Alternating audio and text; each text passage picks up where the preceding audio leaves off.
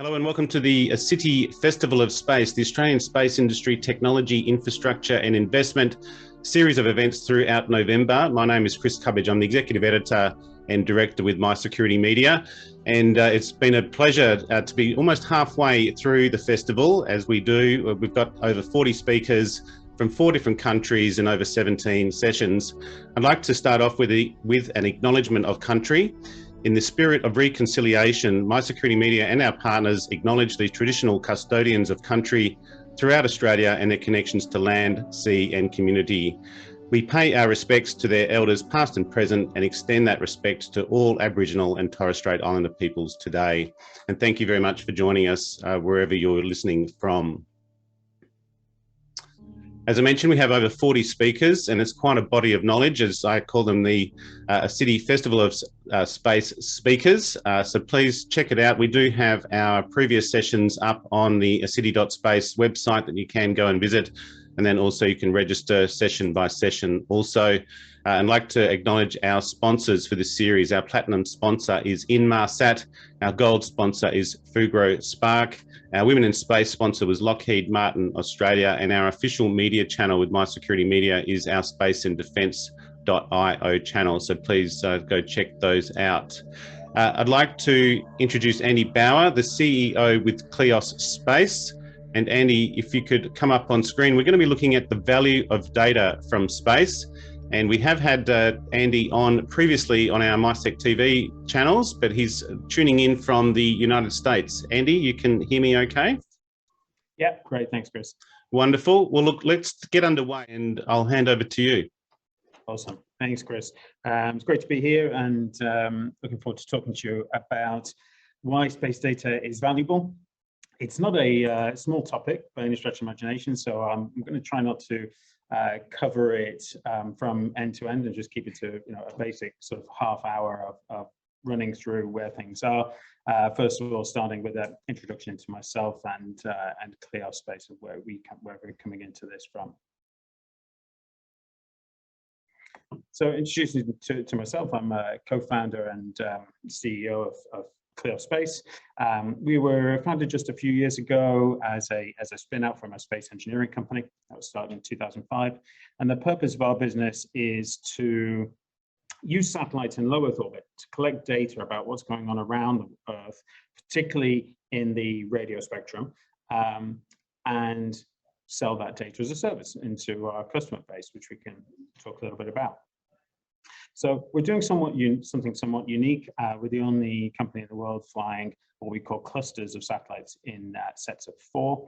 So our small satellites, which are about the size of a big boot box, packed full of different technologies, radios, antennas, propulsion systems, all sorts of clever things. They are flown together about 100 kilometers apart from each other in roughly a diamond formation around the entire globe. They collect and listen to information as they're going around that globe. Essentially, they're picking up part of the radio spectrum, in particular, the part of the radio spectrum that gets used for communication devices. So when we bring that data down to the ground, we process it through all of our algorithms and our systems, we make sure that everything's working nicely. We're able to locate the position of those communication devices. Now, why that's really interesting is, and you'll see how this fits in with the rest of the marketplace with Earth observation data or space data, is that it gives an insight to our customers with regard where communication devices are being used. And really what that's telling people is where there's human activity. And that's really important in today's world, and always has been important, but where is that human activity, particularly where you're not expecting it to be? And in order to look at that, you need to bring other data sets in. So we'll talk a bit about that. In terms of our business model, very simply, we are a data provider. We fly sensors in space, we're collecting data and we're selling that data as a service. My background, I've been working in space since 2005, where I co-founded a space engineering company. Somewhat oddly got into the space sector by starting a space company. And that space engineering company was working in old space. So working, developing science and technology instruments, sensors that would go to other planets, go around the Earth. And it's that context that I'm bringing today to talk about. So just in terms of the Kleos background and timeline of where we are, started in 2017 as a spin out of Magapava, the space engineering company based in the UK. Most difficult thing about space and space businesses on the whole is getting to space. It's a very, very expensive thing to do. And until you're in space, you can't monetize it. You can't generate data. And so therefore you can't generate revenue. So you have to get into space as quickly as you possibly can. And it's expensive to do that. So we were fortunate enough to get a lot of support from our home country, Luxembourg. Lots of financial support there to get the early stage R&D done. We then needed finance to build our CapEx and get the satellites into orbit, take that next step in order to get to the revenue stage. So you have to invest a lot before you can start generating any revenues. So we did that through an IPO and through some fantastic support in Australia from our Australian shareholders, institutional, private, high net worth, all that sort of thing in the Australian market. So vast majority of our stock is, and our shareholders are in Australia. That enabled us to launch our first cluster of satellites. Those are our demonstrator experimenters. They were able demonstrating our ability to generate some revenue, getting the satellites into the formation. Again, all of these things never been done before. Putting in place the ground systems in order to cope with all the data. We have massive amounts of data coming down from our satellites that needs to be processed and managed through our databases. We have the similar sort of big data problems that all data sets come from, whether it's the financial sector or whatever else it might be. Space generates a lot of data that needs to be managed.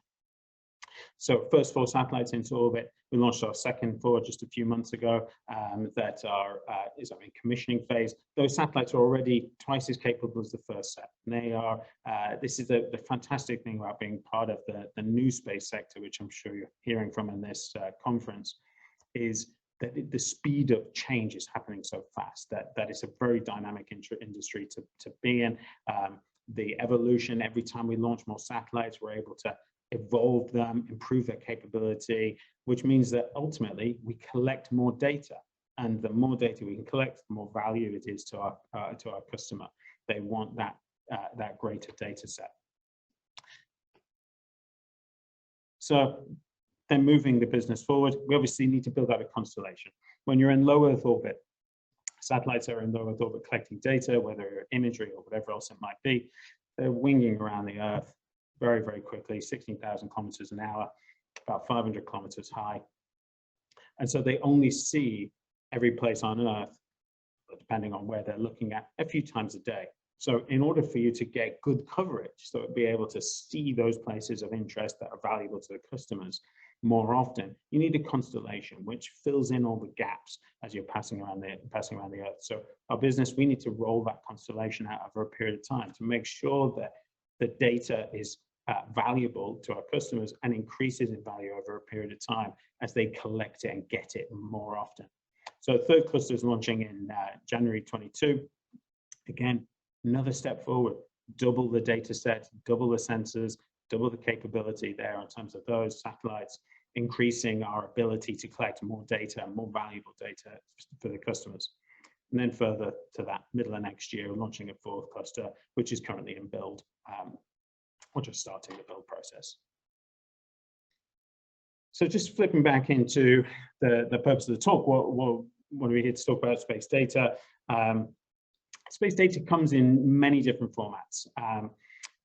And it looks at different parts of the spectrum, but there is a common requirement, and the user, the customer, the end user, the person that is consuming the data and using it, they need data to seek insights and deliver answers to key questions.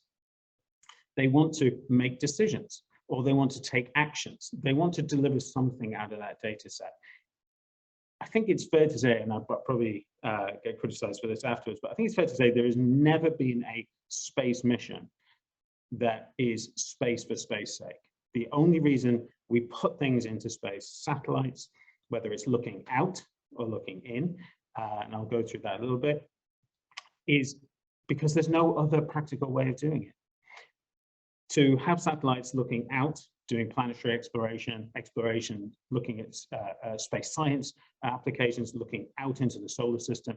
They need to be outside of the Earth's atmosphere to get a better look at what's going on around the globe, collecting that space data that's ultimately being used by scientists to deliver interesting science, answer particular problems, look at how we're evolving as a species. Or we're looking in Earth observation. In order to do that, you need to be in space because it gives you the view of the entire globe. It's impossible to do that with planes or drones or whatever else it might be, because you're restricted by airspace, by other nations. In space, there is no airspace. You can fly anywhere you want in that sense. It gives that ability to give a truly global view. So space is not about being in space just for the sake of it. It's about delivering value, answering those key questions, whether it's a business reason because you're seeking to deliver a particular answer to a particular problem, or whether you're a scientist looking to answer some fundamental physics question. You go to space because you need to be there. So just starting off in the space science and exploration phase, and I won't go too much into this, but this is just where we started off. This is Mars and I started Kleos. This is where we started in our lives, in our industry, doing projects for European Space Agency predominantly, building science instruments, building things that go to other planets to look at what's happening. Now, this can sometimes be a bit harder to justify because quite often these missions are paid for with taxpayers' money, and quite often the taxpayer will suggest, well, why are we paying for this? There's schools that need to be built. There's roads with potholes, and why are we building instruments to go to Mercury to see what's happening? And I think it's beyond my pay grade to answer that particular question. But from our perspective, as being part of the industry for a long period of time, I think there's a few answers to that, and I think it's important that we justify that in the space sector. And quite often, it comes down to either an inspirational value. It delivers something which is aspirational for the human race. It also will answer key physics questions. But one of the biggest fundamental things, and we've done this, Miles and I, several times in our careers, is through developing space science instruments that are looking for answers on other planets, you can spin those out to help answer Earth's challenges as well. So you can use that same technology being funded for this extra special, incredible mission. They can also use that on the ground to answer science-based questions. And we've done that. We've developed instruments and helped to develop instruments to look for life on Mars, for instance, and they've ended up as a biotech lab, bench-side type detection instrument for looking for sepsis or whatever else it might be. So there's these spin-outs type applications, which I think there's a good justification there. However, just looking at it from a scientist perspective, obviously they're less interested in the spin-out. This particular mission here that I'm showing on the screen is really interesting. This is the Bepi-Colombo spacecraft. It's about the size of a large van in terms of delivery type van, UPS van, that sort of size of instrument. And from that's the size of spacecraft, I should say. The instruments that we were involved in, that we built, which is in the top right-hand corner, there's something called the Mercury Imaging X-ray Spectrometer. And we had to basically build a small structure to glue, to all intents and purposes, 72 very small, very, very fragile glass plates that could cope with all the launch loads and also thermal loads of being very close to the sun. So a very, very special instrument, never been done before at all. And it was being used, or will be being used, because it's still on its way to Mercury now. It will be used to look at the surface of Mercury and see what the X-ray, in the X-ray, it will look at how the surface is composed. So Mercury is a really unusual planet. It's very, very dense, much denser than you would expect it to be, looking at normal solar system physics. And they're interested in why that is. And one way of doing it is to look at what has come out of the volcanoes on the surface, look at the composition of the surface to work out that composition. This instrument is critical for doing that, answering some of the key questions in our solar system. Now that's really important work, I would say. So it's a key part of that's providing data from space into the scientists' hands. Earth observation is a little bit more nuanced. There are many, many customers for Earth observation data, which we can go about. But this is where we have satellites predominantly in low Earth orbit, so in that 500, 600, 700 kilometer type range, out of Earth, going around the Earth, so satellites, orbiting the Earth, looking down, looking at what is going on with human activity, taking photos, looking at weather data, and bringing all that data together. And the interesting thing about this industry is that there's so many different verticals and markets and particular areas that you can work in the Earth observation sector, which we're very proud to do. So just in terms of a market, and thanks to Euroconsult for this information, the market is a very, very large market for Earth observation, covers a wide range of different verticals, as I said, pretty much any vertical you could possibly think about. Now, the key one is, hopefully it's no surprise to anybody in the Earth observation domain, is defense is the biggest driver for spend in this area. The defense sector, you want to know what's going on around your borders, you want to know what's happening where your adversaries are, who's going where, what's happening around the Earth. So in the defense sector, the security sector, it's a clear market, and that's where Kleos plays predominantly in the defense sector, I think it's clear to say. So defense is one of the biggest verticals in this marketplace. However, there's a whole load of other markets, other verticals that are also important in Earth observation. Disaster management is very clear. That weather data comes into that to see what's happening around the Earth. How do we avert those disasters and bring different data sets together to help solve particular challenges and particular problems? In the energy sector, this is being used in a wide range of different areas, but how is energy being used around the Earth? How can we develop more infrastructure to create better energy systems? Answering, again, going back to questions, why do we need data from space? Nobody cares whether it's from space or not, but we need the data to solve on the ground problems. Environmental challenges, obviously financial is a very small sector. That actually surprised me when I saw that, because I often think that that finance isn't properly looked at from an Earth observation perspective, because there's so many different applications, whether it's asset tracking, whether it's looking at commodities moving around. There's a lot of different potential applications in the finance sector, which haven't yet properly evolved. And I think this is important as well, that the use of data in space collected, observed around the Earth hasn't been, all the applications haven't been fully developed yet. There's a whole range of new applications which we haven't even thought about yet in terms of marketplace. And I often use the example of, particularly the GPS sector, which is taking data from GPS satellites. When those satellites were first launched, they were launched for defense purposes. So making sure soldiers knew where they were, where did planes know where they were, ships knew where they were. But that GPS system is now being used in a whole range of commercial applications that nobody considered at the time of inception, including Uber, obviously. World's biggest taxi company couldn't exist without GPS satellites. It is a space application in that sense, using space data to monetize and create a large industry. And that comes across all of these different areas. There's some critical ones, obviously maritime.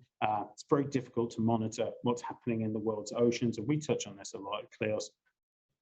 It's very, very difficult to monitor that from a land-based perspective because of the horizon. It's obviously seeing very far out. So from a maritime perspective, really the only way you can look at it is from satellites. Location-based services, where things are. So tracking systems, Internet of Things, that's data coming from space, being collected about the Earth, observing the Earth, looking at where things are, and delivering that data into customers' hands. A lot of different verticals. I think the other thing to pick up on this as well is that they cover the world. These are global applications, often with the same application being sold around the world. We see that in our business, where there's not a continent without an interest in what we're doing. So it's very, very critical and create a valuable data set for the globe. I suppose that's obvious. You're collecting data around the whole globe, so of course there's consumers everywhere on Earth for that. So just getting a little bit more detail in terms of the area of the marketplace that we sit in, if you like, which is commercial Earth observation. And commercial Earth observation, that is in low Earth orbit. So what I mean by that is really sort of the new space sector. So rather than the government-based assets that are government-sponsored, taking photos, probably high resolution, but not very often. So not talking about that particular sector. I'm talking about the commercial sector, people buying data from low Earth orbit satellites, and why and how all that works.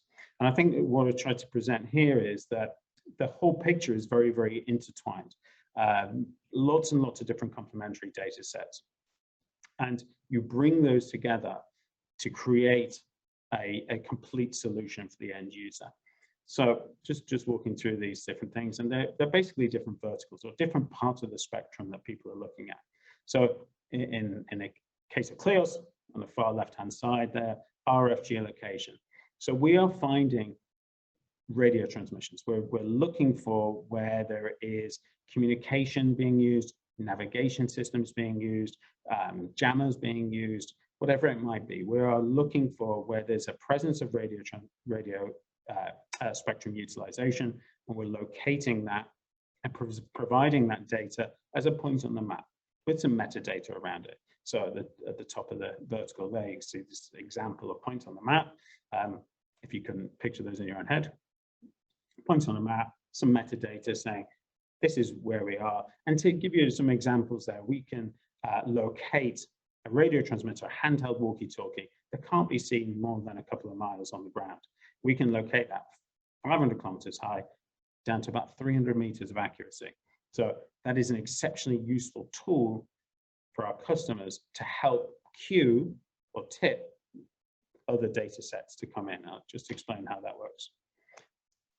The data set immediately adjacent to ours is the tracking systems, AIS, Automatic Identification System, and ADS-B in aircraft. So AIS is maritime, ADS-B is aircraft. AIS is used to track the world's ships.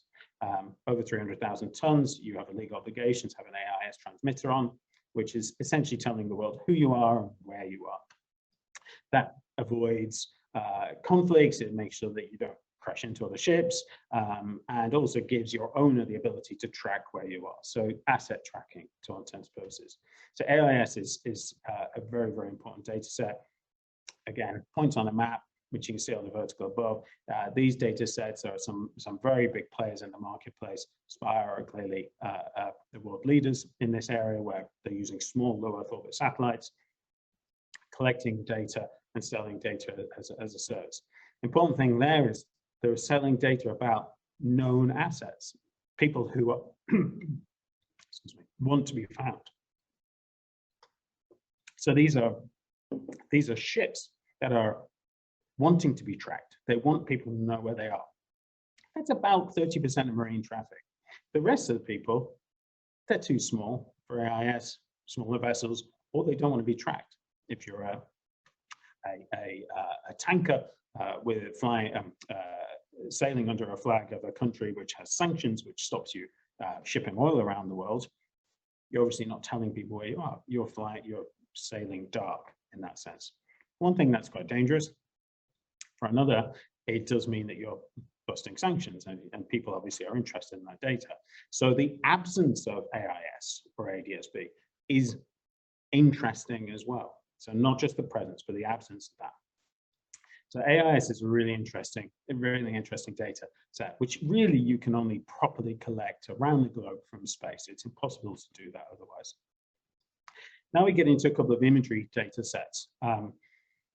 First of all, the synthetic aperture radar data.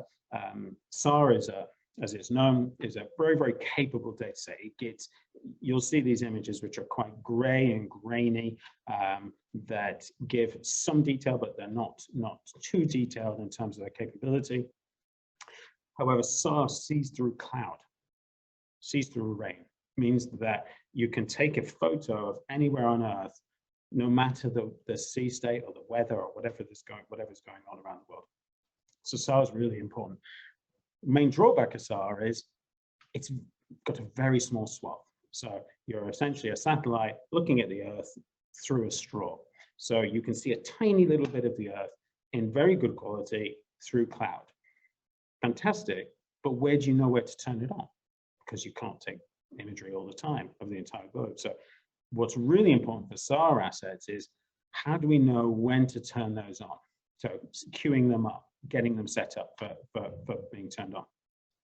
Optical, you've been much more familiar with, available anywhere from Google to anything else, but there's photos being taken of our Earth every day, everywhere on Earth, every day, in different resolutions as well. We've got lower resolution systems, which are in the tens of meters in terms of accuracy, and they've got very high resolution systems, or down to a few meters in terms of resolution, that are looking at the Earth much less often.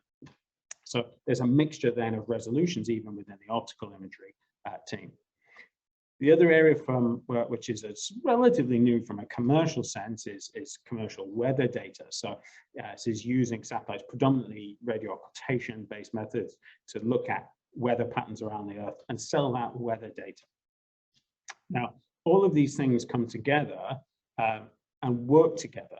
So they're all very, very complementary to the way an analyst would use these to find their solution. As we, the whole point of this is, how do we find insights, deliver solutions, answer questions?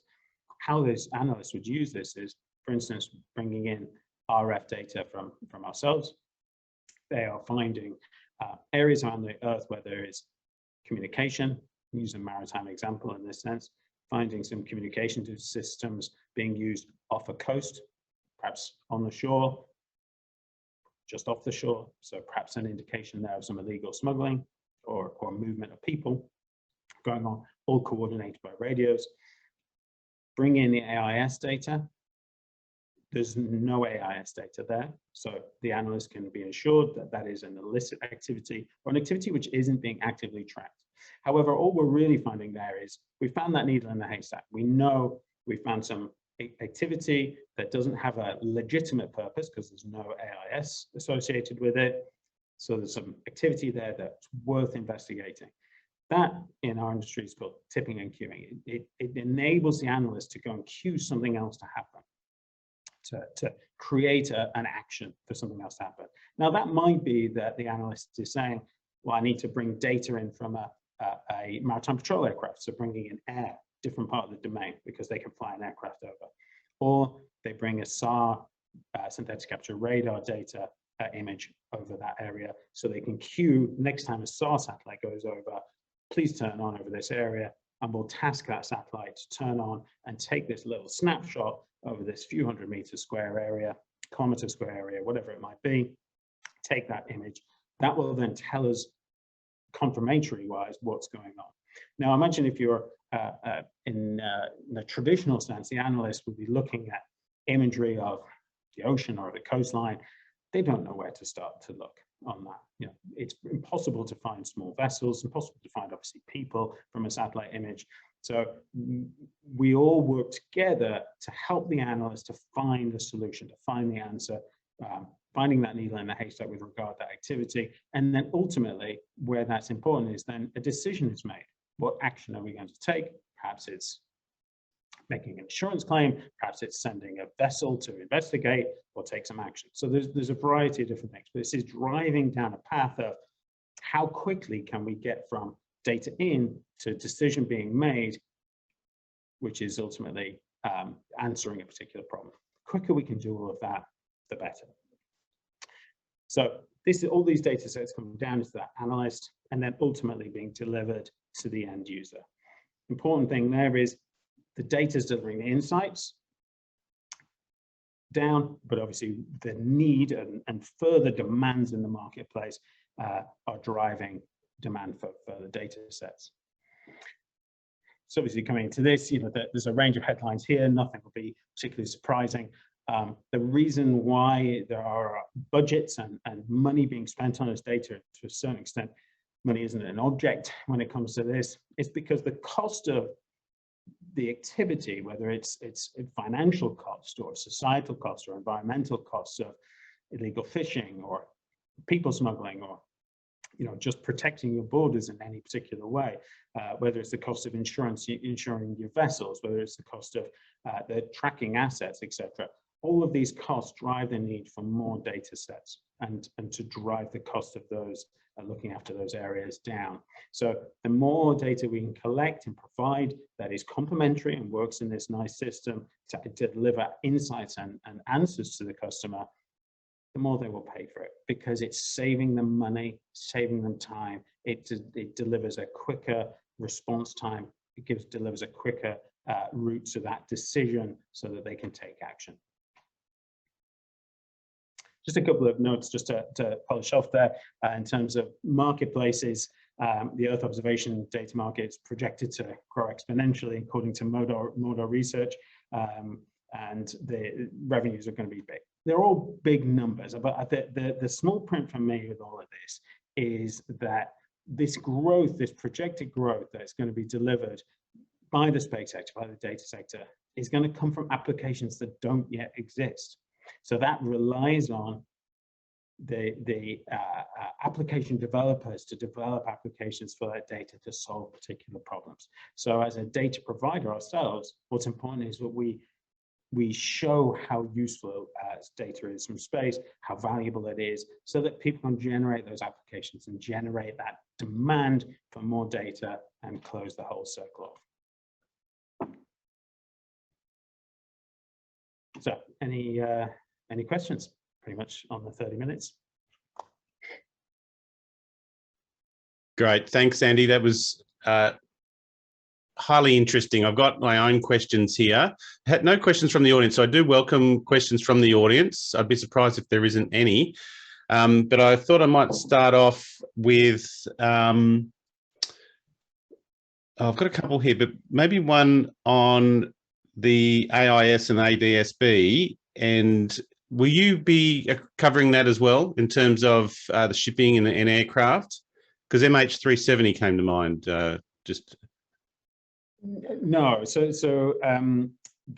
we sit very complementary to AIS, and we work sort of hand in hand, I guess, with AIS data. But we're really filling in the gaps where there is an absence of AIS is the important thing, rather than trying to replicate it. So I think from a MH370 perspective, you know, if the plane was giving off radio transmissions, whether it's communication or whatever else it might be, if we were able to pick it up and we're in the right place at the right time, we may have been able to provide some information around that.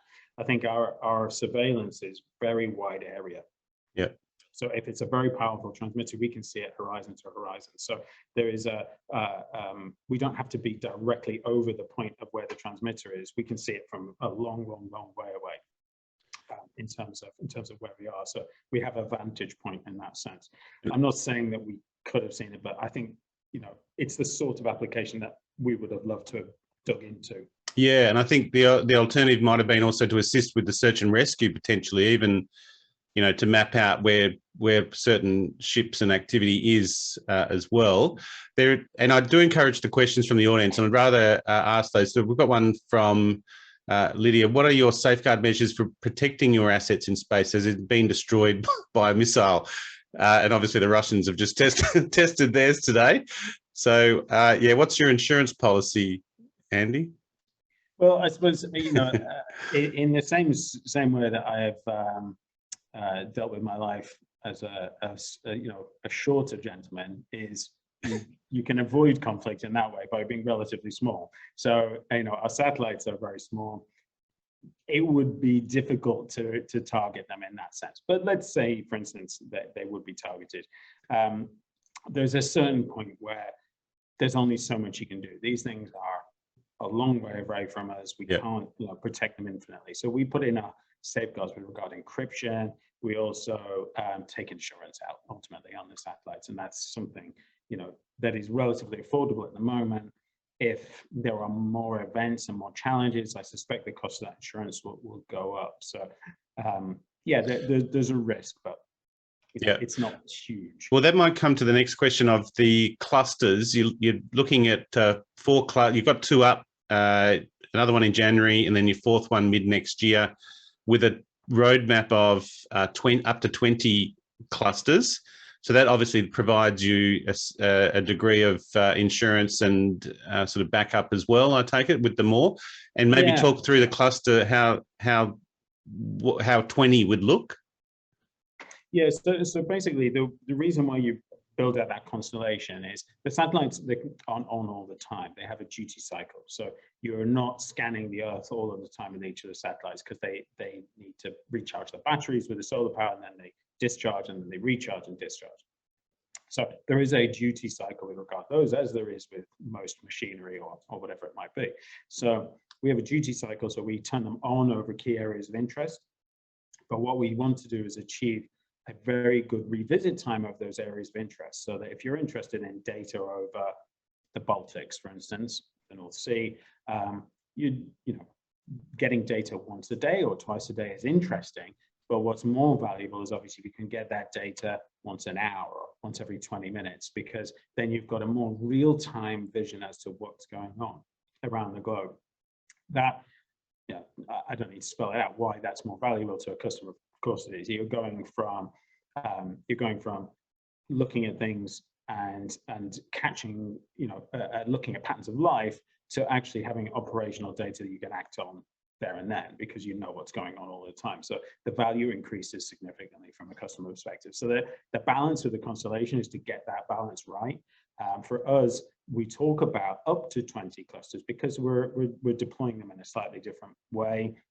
But ultimately, every new cluster that's being built past a certain point needs an ROI. You know, you need to get a return on investment on that. So at a certain point, it starts to tail off that investment, because, you know, let's say for instance, we're able to look at the Baltics once every 40 minutes, but we were going to double the charge to look at every 35 minutes. The customer's probably not going to pay for that. So you've got, there's a balancing point where that you will start to hit a plateau with regard to value versus cost. That's one of the big ones that we're finding out of the festival so far is value and cost. You mentioned the term space for space sake. The other day it was mentioned, let's not innovate for innovation's sake as well. So I think being directed in specific, now that we are more space capable, I suppose, is exactly what is the strategy and what is how we're going to execute it. Where do you see Australia's play in this? You've got a very good global view, but you're an ASX listed company as well. And yeah, where's your touch points with Australia and your observations of Australia and how you might be working with Australian companies or technology? Well, I think where, you know, Australia has opportunities is to have almost an end-to-end capability, from the satellite build, the launch, obviously getting data down to the ground, but having a homegrown customer as well, which Australia has a large area to look at for obvious reasons, a lot of coastline to look at. So there's challenges and solutions required. So it means that, you know, what I was trying to get into the presentation a bit is the whole industry is, you can't look at any particular part of the industry on its own. So you can't look at the launch segment and say, well, on our own, we're just going to invest in launch and nothing else. Investing in launch isn't going to get anywhere. You need to have customers for the launches to launch. So you need satellites, satellite builders. You need owners and operators of those satellites. So you need to invest in those as well. And then for the owners and operators of the satellites to invest and buy satellites from the satellite builders, they need customers for their data. So they need an analyst or an analytical capability. So you have to invest in Earth observation, analytics suites and platforms and software. And then ultimately you need to develop the end user who's going to use those data and use those from a customer perspective, because they're paying for the whole thing to happen.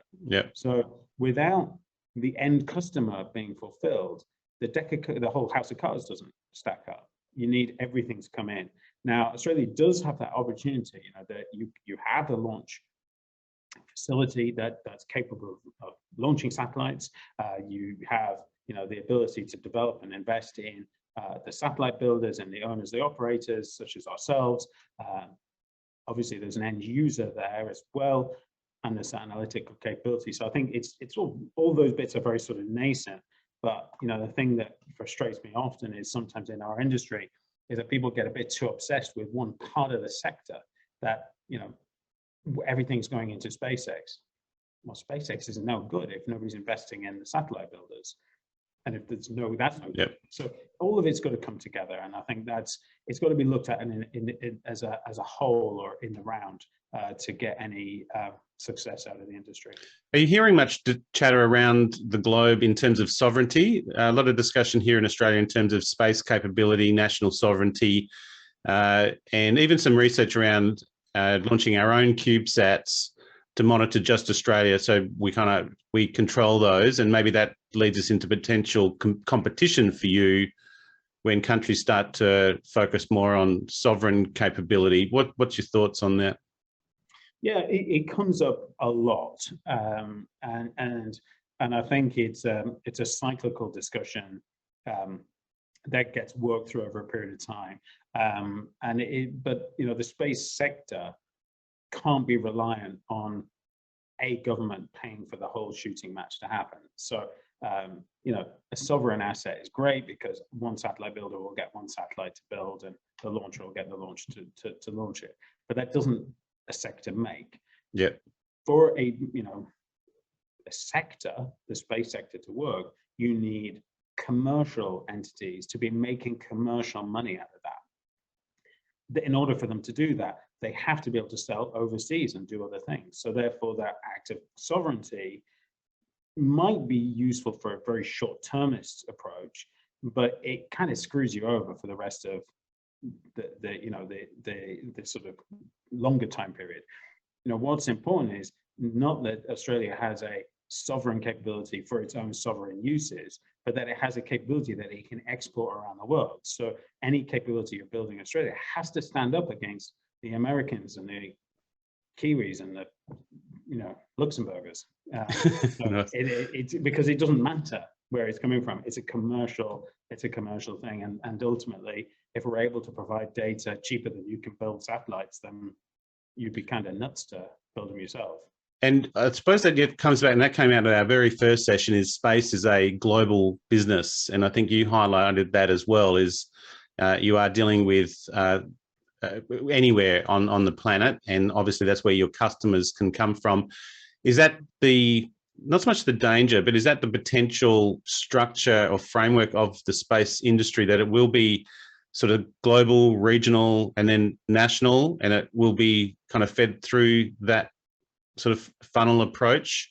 Or do you think it will be? Yeah, I mean, that's the traditional way that of an industry. I think, you know, that's generally how it's worked over a period of time. There's national funding programs. There's, you know, regional, sorry, European or American, you know, federal sort of funding programs, whatever it might be. But you know, the fact of the matter is that in order for a commercial entity to be a true success, it can't be reliant on one of those funding programs. You have to be competitive globally because you're sitting in a global marketplace. So, you know, there is, I think the thing that Australia can do to assist its companies more than even cash is probably from a regulatory perspective to make sure there's no restrictions from an export perspective. So dealing with regulations, dealing with you know, enabling businesses to operate on a global way and compete globally. I think there's there's lots of business there to be had. Well, that you just touched on regulation. That was going to be my closing question, a bit of potentially boring question, but no, it's a critical one. How are you finding global regulations in doing business with space? Are you finding, say, from a regulatory viewpoint, I mean, defense is probably already there, but bringing new data sets to them, or data set opportunities for them to consider and purchase, are you finding any regulatory frameworks that's blocking you, or is there frameworks there for you to use? No, there's certainly nothing from a blocking perspective. There's things you have to consider and paperwork you have to fill in and work you have to do. But that's the same as probably any industry or business. You know, that's fine. Whether you're a mortgage broker or selling space data, it doesn't, you know, there's paperwork to be done and you have to comply with that, and that's fine. I think it always comes down to the fact that if the customer is pragmatic ultimately, because the end user is driven by the fact that they've got a major problem at that border, or they don't know what's going on over this area, or they need something to solve a particular problem that will deliver more value to them. At that point, they will find a way to buy the data. That's the way it works, because ultimately you're solving a particular problem. So if you're not solving that issue and you're not creating that demand with the customer, then regulations isn't the thing that's going to cause you a problem. I suppose my question is, do you find the market is ready for space data? Oh yeah.